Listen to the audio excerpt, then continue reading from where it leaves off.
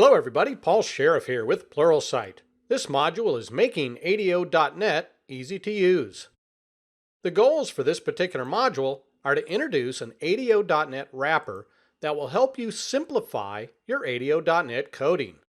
We're going to show some wrapper class samples that retrieve data, modify data, handle multiple result sets, transactions, and much more. Let's get started.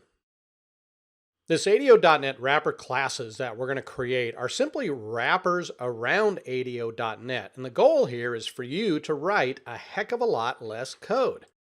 Also maintaining performance. We want the highest amount of performance out of ADO.NET.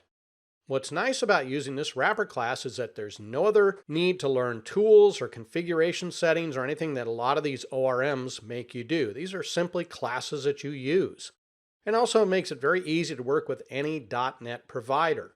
Sometimes some of these other tools really only work with SQL Server, or they somewhat work with some of the other providers like Oracle or things like that. Now, our wrapper classes can work with dynamic SQL or store procedures using the same exact code. You can create a generic list of objects with a single line of code. That is, if you're doing a select asterisk from a table, one single line of code and you get your collection classes. You can also add the column attribute in order to map your column name to a different property name.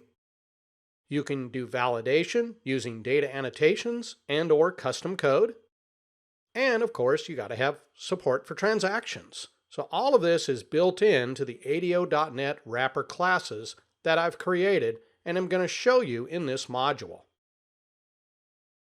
I've written a couple of blog posts to give you more information on this ADO.NET wrapper classes. The first one is called Simplify ADO.NET Using Generic Methods and Reflection. You can find it at this URL.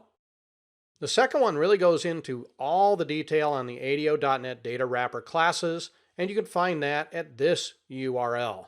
So take some time and go check out that as well as this module.